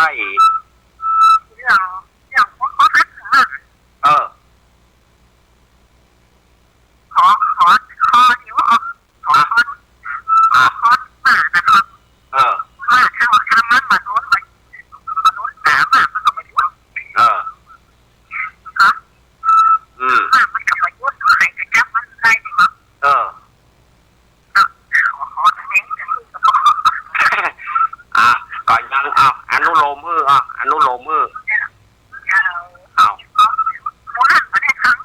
หมูน่าบัดได้พังเอาไปไหนโอ้กะเดียวว่าไปเหี่ยวปีใหม่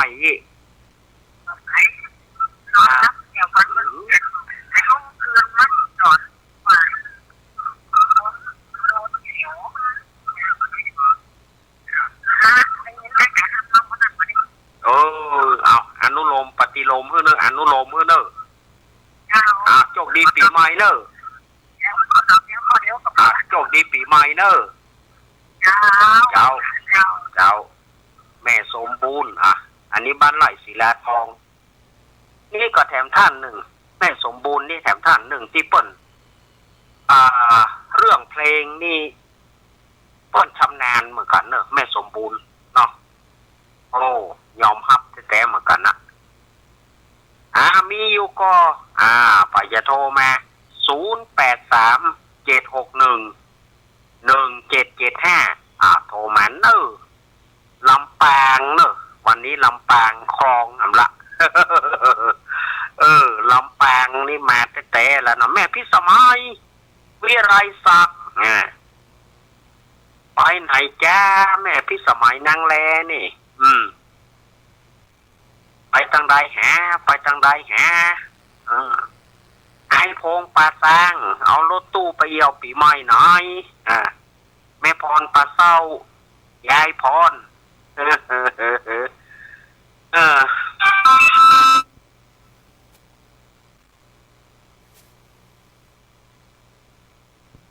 สวัสดีปีใหม่เมืองครับพี่ไอแฟนพันธุ์แท้แสดงความคิดเห็นมา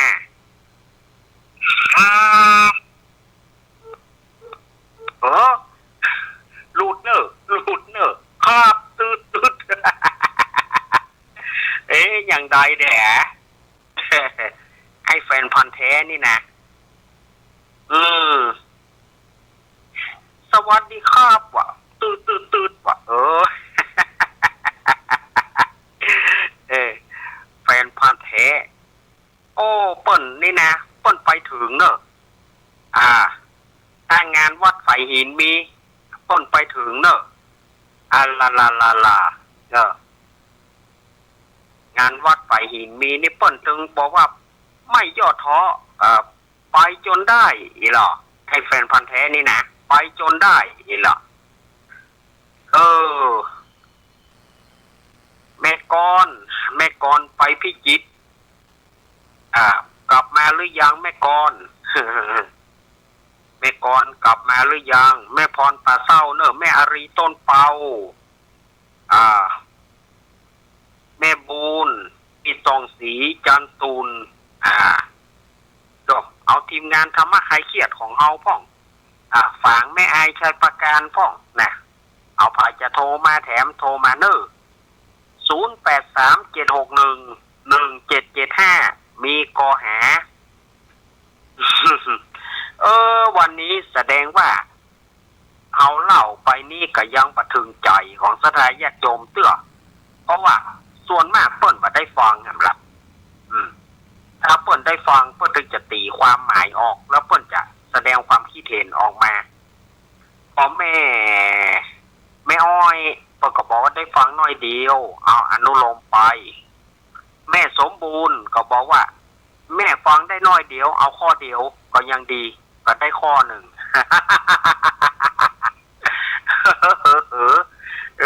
เนาะเลี้ยวก็แม่ตั้งหลายแถมมีไหนหมดแม่สีกูลแม่เกี้ยวสิงเกี้ยวนะมีไหนฮะแม่เกี้ยวสิงเกี้ยวนี่ก็เติงหาเนอแม่เกี้ยวสิงเกี้ยวแม่จันฟองแม่ตานายเนอลืมลูกลืมหลานนะจ๊ะเจริญปอนนมัสการครับสวัสดีปีใหม่เมืองครับคนแท้ครับนี่แกครับครับโอ้ท่านก็อธิบายสักปีแล้วครับอธิบายอย่างเต็มแจ้งเลยครับโอ้ม่วนขนาดเลยครับผมเอาไม้กางไก่นะครับขอบคุณนมัสการครับนี่มาจากเชียงใหม่นู่นี่เชียงใหม่มาละเอามาแถมหลวงตาหลวงตาเปิ้นมาดำหัวก้าหลวงตา หลวงตาเปิ้นมาดำหัวก้าหาดักคุยดักวอยนะหลวงตาหลวงตาเศร้าข้อมหลวงตาเศร้าข้อมหลวงตากรีดปังโม่น่ะเปิ้นแค่จะมาดำหัวเนาะอุทยานปุ้นเจียงดาวเนาะสถาญาติโยมเหยแล้วกับภัยแถมหาหายกันไปหมดนี่หายกันไปหมดปอลุงนุยวันนี้ไปเอี่ยวน้อยลุงนุย พ่อนางเจสีไปเอี่ยวน้อยถ้าฟังแล้วก็โทรมาก็ได้เนอะ ญาติโยมที่อยู่ไกลๆโทรมาก็ได้เนอะโทรมาเพื่อกำลังใจกันก็ได้เนอะมาละเชียงใหม่มาหนึ่งนอกนั้นลำปางฝังแม่อายชัยประการแม่สีทอนก็มาอยู่สัมปะตองอย่างละ แม่สีทอนก็มาอยู่แม่คลองอย่างละแม่สวรักษ์อภิวงศ์แม่เล็กป่อบุญศรียานะป่อน้อยบุญฝันมโนครไปทั้งใดกันหมดหาหนอกคือเติงหาเนอะเน้นเฮ้ยแม่สิทอนเปิดฟังที่อยู่มาได้แล้วครับขึ้นลุงโดมนอกจากเปิดจะฟังทางโทรศัพท์แต่กะนอกจากเปิดจะฟังทางเฟซทางไลน์แต่กะอ้าวไปจะโทรมาแถมหามีก็ก็มีแล้วก็หาบ่มีก็บอกว่ากันเนาะวันนี้เป็นวันปีใหม่ไปดำหัวไหนพ้องนะแจ้งพิกัดก็ได้เนอะไปดำหัวไหนพ้องวันนี้พ้องประกอบดำเตื้อวันผูกก็ดำเพราะวันผูกเป็นวันพญาวันเปิ้นนะแต่บ้านเฮาว่าวันปากปีวันผูกนี้ก็สะเดาะเคาะปุจจาโจกเปิ้นจะปุจจาเข้ารถเคาะกัน แล้วก็เปิ้นก็จะไปปุจจาบ้านกันไปแปลงบ้านไปปุจจาบ้านกันวันพุกนะแล้วก็ไปจะสะเดาะข้อปุจจาโจกก็ไปฮื้อป้อน้อยป้อนานเขียนเตียนเนอะเตียนสะเดาะข้อเตียนปุจจาโจกปีนี้คนเกิดวันอังคารมีข้อเนอไปเกิดวันอังคารนะคนเกิดวันศุกร์มีโจกนะ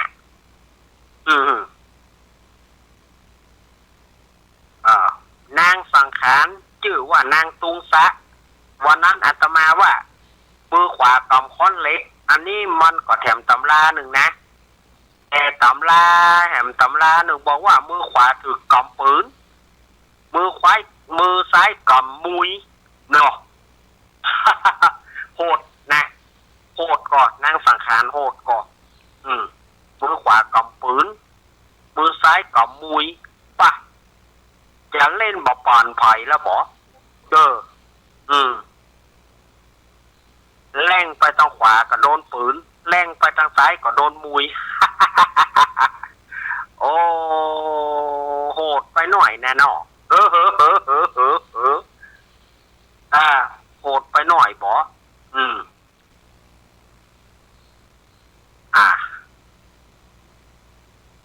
บางทีก็กำลังห่อขนมบางทีก็กำลังห่อนึ่งบางทีพ่อเพิ่นถือเป็นวันเน่าวันเอาแต่ภาษาราชการเพิ่งกัตวาละเพราะเขาว่าวันเนาหรือว่าวันครอบครัวอยู่กันเป็นครอบครัวห่อขนมกินกันในครอบครัวไปไหนเป็นครอบครัวอีนะมันเป็นอีโลนี่อันนี้เอาถือว่าเป็นวันครอบครัวอันนี้ภาษาราชการเพิ่งก็ยังคงเดิมอยู่วันนี้เปิ้นเสี่ยงละปีใหม่ภาษาราชการวันนี้เสี่ยงละวันพุธเพราะว่าหยุดชดเชยแต่คนเมืองเอาว่าถือมีแห่งวันหนึ่งวันพุธนี้เป็นวันปักปีวันพุธนี้เป็นวันปักปีเป็นวันเถลิงศกถ้าไผเกิดวันนี้วันนี้เป็นวันที่เปิ้นเอาว่าจะเปลี่ยนปีนักษัตริย์เปลี่ยนตัวเปิ้งกูเตือนนี่เฮายาใส่ปีงูใหญ่อยู่ปีมังกรปีงูใหญ่อยู่แต่วันนี้คนใดเกิดวันนี้จะเป็นปีงูน้อยปีมะเสงคนใดเกิดวันนี้นะคนใดเกิดวันนี้เนี่ยจะได้ตัวเปิ้งปีมะเสงปีงูน้อยตั้งแต่วันนี้ไปต้นไปจะผู้ใดเกิดตั้งแต่วันนี้ไปต้นไปก็จะเป็นปีงูน้อยปีมะเสง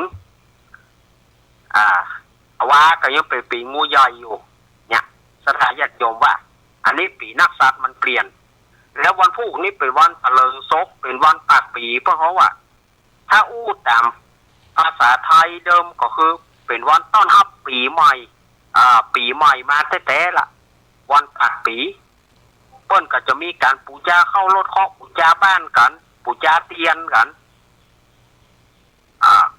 เป็นวันปูจาเตียนไปจะไปหาป้อน้อยป้อนานไปหาตู้เจ้าครูบาอาจารย์หรือตามเตียนไว้ก็สะเดาะข้อปุจจาโจกแล้วเพิ่นฮึกกินแกงบะหนุนมันพูกนี่นะเพิ่นฮึกกินแกงบะหนุนแกงบะหนุนเนี่ยเพิ่นว่าถ้าใครได้กินโชคหนุนบุญช่วยแล้วไม้กำไม้สลีไม้กำสลีมหาโพธิไม้กำสลีมหาโพธิก็คือกำอะไรอย่างกำทองกำเงินกำทองกำจะตายกำโจกกำลาบกำอายุกำวันนะกำสุขะกำพละกำหมดวันนี้เปิ้นแห่ไม้กำที่ไหนวันนี้เปิ้นไม่มีไม้กำวัดพระธาตุสลีจอมทองวัดพระธาตุสลีจอมทองเปิ้นจะเปิ้นแห่ละบัดเดี๋ยวนี้เปิ้นก็คงแห่ละกว่าจะถึงก็คงมืดคงค่ำพุ่นนะ วัดพระธาตุสลีจอมทองเปิ้นแห่ไม้กำวันพุธนี่ก็หลายบ้านอยู่วันฮือก็หลายบ้านอยู่ถึงวันที่18-19พุ่นนะการแห่ไม้กำ วัดอาตมาภาพของวันพุธ วัดอาตมาภาพของวันพุธละอ่อนเขาก็จะไปแห่โอ้ถ้าเอาเทกแถมก็เอาละเนอะปุ่นอะเตี่ยงคืนบนสถานญาติโยมเอ๋ยเตี่ยงปืนบนถึงเขาว่าห้องตุ้เจ้าลูกอะ เที่ยงคืนบนอะวันพุธนี่นะถ้าว่าเอาเทกนะถ้าบอกเอาเทกถ้าว่ากองสิงมองก่อนอย่าแควนหน่อยมันก็จะได้เข้าเจ้าหน่อยถ้าเอาเทกถ้าไปเจ้าเทกเจ้าอย่างนี้อ้าวได้ห้องตุ้เจ้าลูกเต้ๆละเที่ยงคืนเขายังบอกเข้าเถอะอันอย่างนี้นี่ตุ้เจ้าบัดได้หลับสถานญาติโยมเหยก็แล้วแต่เปิ้นนะมันเป็นเรื่องของละอ่อนเขาตัวเก้ามีหน้าที่ฮับตัวเก้าไปตนนิมนต์ก็บ่ได้ว่าแน่ไม่ได้ว่าอะไรแค่อู้ให้ฟังบ่ได้ มีไผโทรสักสายแล้วบ่นี่มีไผโทรเนี่ยมีไผโทรก็กำลังห้อยว่าไปเรื่อยๆนะจนหมดเวลานะเพราะว่าญาติโยมเปิ้นท่าอยู่ตั้งนอกเขาเปิ้นจะท่ามาดำหัวทำไมรอกำเดียวกันเนอะโยมไปฟังปิ๊กเนอะอยู่ห้านะ เนาะไว้โบวันป่าแม่อันนี้มันเป็นวันปากปีวันพญาวันเนาะ ก็ยังเหลือเวลาแถมนะเอาละสถานญาติโยมวันนี้เปิดโอกาสที่สถานญาติโยมไว้โบครับ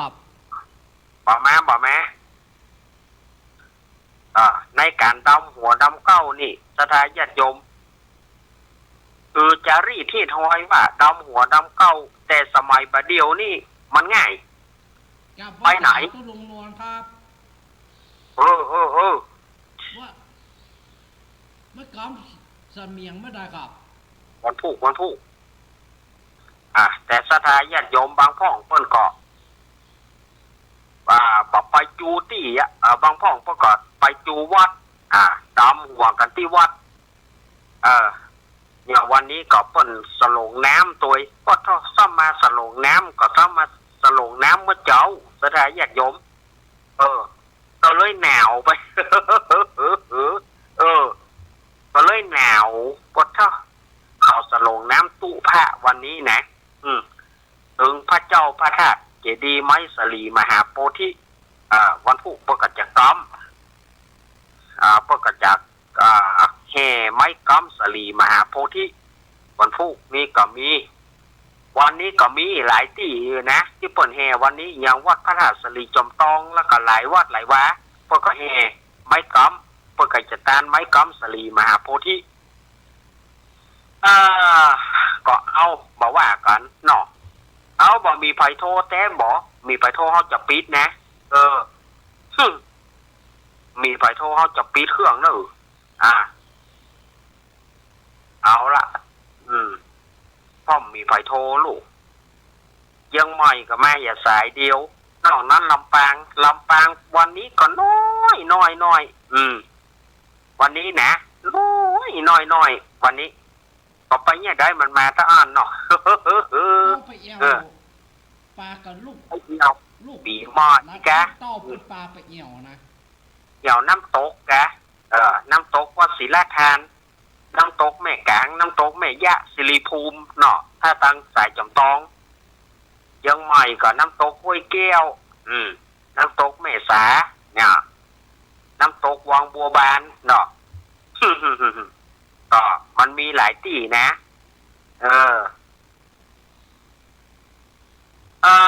ก็บอกว่าการพูดได้ไปเอี่ยวก็สวัสดิภาพปลอดภัยเนอะระวังกำน้ำกำหนองพ่องระวังมันมืดพ่องไปเอี่ยวที่ไหนก็แต่ก็ขออวยพรให้สถานญาติโยมจะไปเป็นหยังจะไปเจ็บเป็นหยังได้อยู่ดีมีสุขอาตมาก็พอใจละเนาะพอใจละ วันนี้ไผ่ก็ทอนึ่ง ก็ทอนึ่งกันแก่วันนี้เนาะมีไผ่ต้วงไผ่ติ๋ง กัดหัวนึ่งก็ว่ากัดขนมจ๊อกกัดหัวนึ่งก็ว่ากัดขนมจ๊อกกันแน่หมูว่าเนอะบะจ้ายจิ้มขนมจ๊อกก็บะเจ้าว่าหยาจิ้มสักเกิงหอยบะได้อันนี้ขนาดจิ้มนะมีอยู่เฮ้ยโทรเข้ามาเจริญปอนแม่สุกแก้วศรีโพธาราม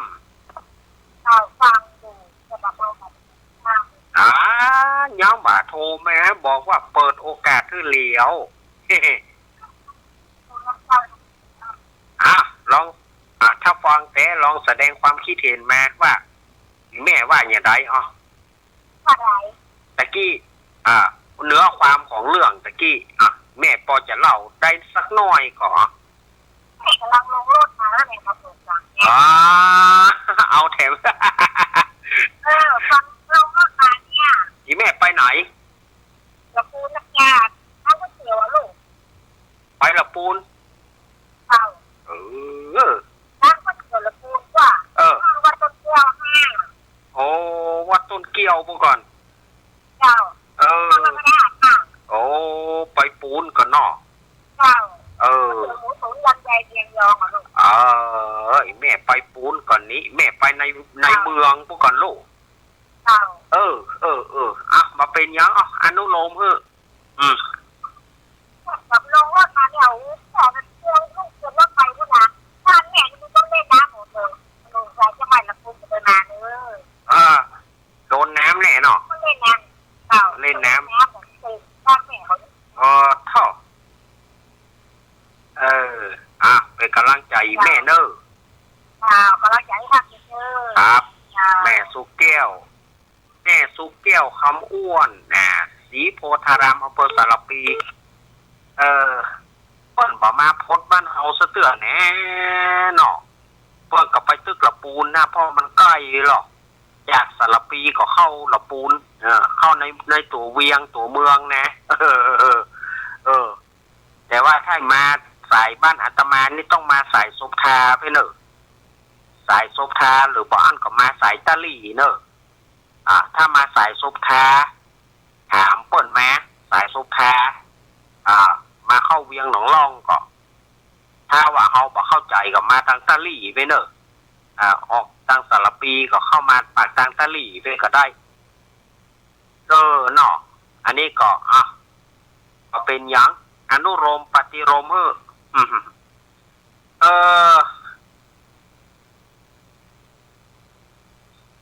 จะมีไผโทรมาแหมก็บางทีก็เปิ่นก็ไปเอี่ยวเนาะบางทีเปิ่นก็ไปอย่างที่ว่านะพักผ่อนหย่อนใจหรอแต่ว่านี่น้ำท่วมแปรเนอะแต่ว่าน้ำท่วมแปรหลายที่แต่ว่านี่ฝนมาแล้วก็น้ำมาตัวฝนมาก่อนน้ำมาตัวแต่ว่านี่นะขโมสังคังอย่างเถอะฝนมาก่อนน้ำมาน้ำเต็มเมืองแต่ว่านะสถานญาติโยมต่างบ้านตมานี่น้ำเต็มเมืองเลยแหละโอ้ปีใหม่น้ำเต็มเมืองเนาะเมื่อคืนนอนฟังอึ่งเศร้าอย่างสถานญาติโยมเมื่อคืนนอนฟังอึ่งเศร้าอย่างตะคืนโตโอ้มันลูกที่ไหนแม่ล่ำเหลือพอคนไปส่องเหลือปอยกันนะสถานญาติโยมคนไปส่องเหลือปอยเหลือลามก่อนส่องอยู่นะขาปีกมาเขาจะมาบัดไอโหลเอามามันตึงห้องโคคาแกนบนโลดก่อนนะ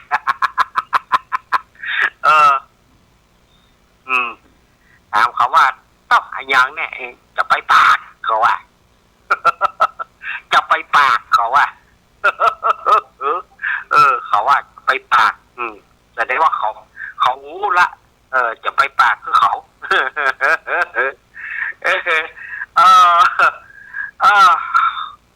ห้องสาวโอ้มันลูกที่ไหนมาล่ำเหลือโดยเฉ พาะอึ่งอันนั้นนะสถานญาติโยมอึ่งข้างลายนะมันบอกหูฟ้าหูดินเนี่ยมันฮ้องอยู่ตลอดเวลานะพอแจ้งแล้วมันก็ฮ้องอยู่นะอึ่งข้างลายนี่นะแจ้งมามันก็ตึงมันถ้าจะฮ้องแล้วมันถ้าม่วนมันถ้าลืมเนาะลืมเวลาตะวันออกมันก็ยังฮ้องอยู่นะแต่อึ่งอื่นๆนี่เปิ้นหยุดละแต่อึ่งข้างลายนี่มันประยุทธ์เคยอาตมาเคยฟังหลายเตือนแล้วนะเพราะว่าตะวันออกมันตึงบดักปากน่ะมึงน่ะเขาจังเอามึงนี่เนาะพ่อมึงบดักปากมึงลูก พ่อมึงบดักปากมึงลูกนี่เนาะอยู่ไหนวอกแวกอยู่ฮะน่ะมันเดือดร้อนอย่างนี้นะวอกแวกน่ะเขาจะไปเก็บไปงมเอามันแม่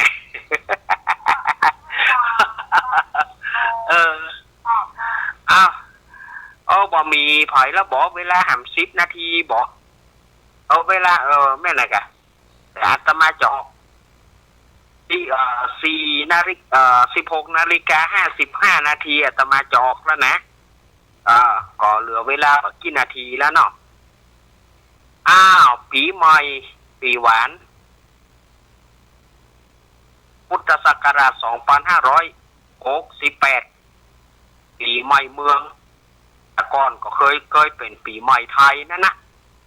แต่ว่าเปิ้นมาเปลี่ยนเป็นปีใหม่สากลปีใหม่ไทยปีใหม่เมืองว่ะเปิ้นมาเปลี่ยนกันเมื่อ 2484ก็คือ80 กว่าปีขึ้นมาเนี่ย2484ก็คือ80 กว่าปีขึ้นมาโดยพระท่านจอมพล ป.พิบูลสงครามเป็นนายกรัฐมนตรีในสมัยนั้นเพิ่นก็มีการเปลี่ยนคือวันที่1 มกราคมเป็นสากลเป็นปีใหม่ทั่วไปปีใหม่ไทยปีใหม่สากลส่วนว่าปีใหม่นี้เป็นปีใหม่เมืองสงกรานต์สงกรานต์ก็คือปีใหม่นั่นนะสงกรานต์เป็นภาษาสันสกฤตปาลีสันสกฤตแปลว่าสังขารนางสังขารนางสังขารหล่องเนี่ยเพราะว่านางสงกรานต์ประเดี๋ยวบ่มีแล้วเนาะนางงามขี่รถถีบกลางจ้องแต่ก่อนไปค่ายหันไปเวียงเจียงใหม่พุ่นนะนางงามขี่รถถีบกลางจ้องบัดเดียวถ้าจะบ่มีละเพิ่นถ้าจะยุบไปแล้วนะน่าจะยุบไปแล้วเนาะนางงามขี่รถถีบกลางจ้องนี่ถ้าจะยุบไปแล้วถ้าจะบ่มีละ เมื่อสักย้อนยุคไปสัก40 กว่าปีมีไปค่ายไปหันนางงามขี่รถถีบกลางจ้องไปไปเหี่ยวในเชียงใหม่เนี่ยในเวียงเชียงใหม่เนี่ยในคูเมืองเนี่ยก็จะไปหันใส่ไม่ยิงงามขี่รถถีบกลางจ้อง มา20 กว่าปีขึ้นหลังนี่บ่ได้ยินว่าแล้วโหลดถ้าจะบ่มีนะสัก40 กว่าปีนี่ไผที่ตานรุ่นอาตมาหรือว่าแก่กว่าอาตมาเนี่ยจะหูดีว่าไผคัดไปหันคนงามไม่ยิงคนงามขี่รถถีบกลางจ้องไปพอความปีใหม่เนี่ยในเวียงเชียงใหม่นี่เลิกประเตอหยังแต่ประเดี๋ยวนี้เปิ้นก็มีละ มันก็เปลี่ยนกันไปเนาะสถานญาติโยมเปลี่ยนตามยุคตามสมัยของมันประเดี๋ยวนี้ก็จะเฮฮาปาร์ตี้กันนะคือว่าการเฮฮาปาร์ตี้ประเดี๋ยวนี้ส่วนมากมันจะเป็นเฮฮาปาร์ตี้มีการเอี่ยวการกินการอย่างต่างๆกับไปนักไปหนาละประเดี๋ยวเนาะการอย่างต่างๆมันก็เปลี่ยนกันไปตามยุคตามสมัยแต่สงกรานต์ก็ยังคงเป็นสงกรานต์คงเป็นปีใหม่คือเราได้พอได้กอยกันอยู่ก็ยังคงเหลือถึงแม้ว่ามันจะบัดเท่าใดในการเล่นน้ำเล่นหนองก็ดีมันบัดเท่าใดแล้วบัดเดียวการเล่นน้ำแต่ปีนี้รู้สึกว่าจะดูคึกคักขึ้นมาหลังจากที่หายไปประต่ำกว่า20 ปีที่ในการเล่นน้ำแต่ปีนี้หันว่ากลับมาละอ่อนไปไหนมาไปเล่นน้ำละอ่อนก็ เริ่มกระเตื้องตัวขึ้นมานะปีนี้นะรู้สึกว่าปีนี้ละอ่อนจะกระเตื้องตัวเกี่ยวกับการเล่นน้ำประเพณีเล่นน้ำแต่ขอให้เล่นกันระมัดระวังจะไปเอาน้ำหาหน้ากันจะไปสัตว์จะไปเอาน้ำสกปรกจะไปเอาน้ำที่มันบางงามบดีเอามาสาดกันเปิ้นก็บ่ต้องการเปิ้นก็ยังบ่เอาเฮาก็จะไปเนี้ยการโฮดน้ำก็คือสุภาพเรียบร้อยแต่งกายสุภาพเรียบร้อยการเล่นน้ำคนใดที่เปิ้นมาเล่นคนใดที่เปิ้นมีละอ่อนก็อย่าได้ไปสาดอย่าได้ไปโฮดเปิ้นบ่ชอบอย่างเฮาการเฮามีกิจธุระจำเป็น1เฮาเอาโทรศัพท์ไป2เฮาจำเป็นจะต้องใช้คอมพิวเตอร์จะต้องใช้โน้ตบุ๊กอย่างที่จำเป็นที่จะต้องใช้เฮาก็บอกมีธุระต้องใช้โน้ตบุ๊กนะต้องใช้โทรศัพท์นะต้องใช้ยิ่งบัดเดียวมันเป็นเครื่องมือต่างๆมันล้วนแต่เป็นคอมพิวเตอร์บอกว่าจะเป็นเครื่องวัดความดันเครื่องวัดอย่างต่างๆมันมีหั่นหมดเดี๋ยวต้องระมัดระวังในการเล่นน้ำถ้าว่าเปิ้นมีของเราเนี่ยโดยเฉพาะอย่างยิ่งโทรศัพท์มือถือแท็บเล็ต iPad อย่างกระจ่างเตอะที่เปิ้นมีเกี่ยวกับโทรศัพท์เกี่ยวกับการสื่อสารนะการสื่อสารแม้แต่วิทยุสื่อสารของเปิ้นจะเสียจะพังเขาก็บอกไปโฮสเปิ้นบ่เพราะว่า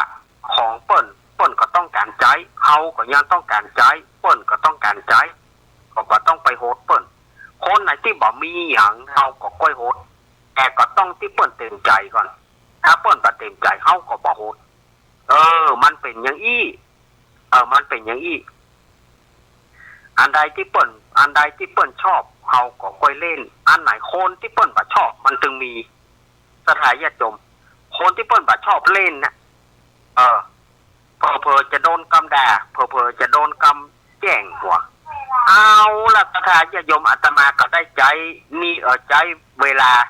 พอสมควรแก่การเวลาอธิกันโตสังขารปีเก่าล่วงไปแล้วปีใหม่เกี่ยวยอดพญาวันมาจุจอดรอเติงตันและศรัทธาทั้งหลายก็บรรลักษยังจะฮิตอดีตประเพณีศรัทธาทั้งหลายสถานีวิทยุทุกสถานีที่อาตมาได้ชื่อนามมาก็พร้อมใจกันมาเพื่อสักการะบูชาดำหัวอาตมาภาพขอให้ท่านทั้งหลายอยู่ดีมีสุขเจ้าหน้าที่ ดีเจคอนโทรลผู้ควบคุมเสียงทุกท่านคือได้อยู่ดีมีสุขอายุมั่นยืนยาว120ขวบเข้าวาสากัมจูบรบรพุทธศาสนาสรีสัพพัญญูพุทธเจ้าไปเสี่ยงจีรการยาวนานนั้นจุงจักมีวันนี้อาตมาลาก่อน เอาไว้อังคารหน้าปล่อยฟังรายการสดๆอาตมาจะไปจัดคำตี้ในวันนี้มันเป็นเหตุสุดวิสัย1 7 วันอันตราย2โชเฟอร์เปิ้นไปอยู่แล้วมันก็ทำให้เดือดร้อนถ้าเอาคนอื่นไปเกิดเปิ้นไปจับแอลกอฮอล์กันอย่างก็จะเดือดร้อนกันเนาะอาตมาลาไว้เพียงแต่ขอบคุณเจเนอะขอบคุณเจเนอะแล้วก็ทุกๆสถานีเนาะอยู่ดีมีสุขเนอะวัดดีปีใหม่กันกุ๊กคนอภิวาทนาสีริสานิจังวุธาปัจจายโนจัตตารโรธรรมาวัฏันตุอายุวันโนสุขังพระลังขอเจริญพร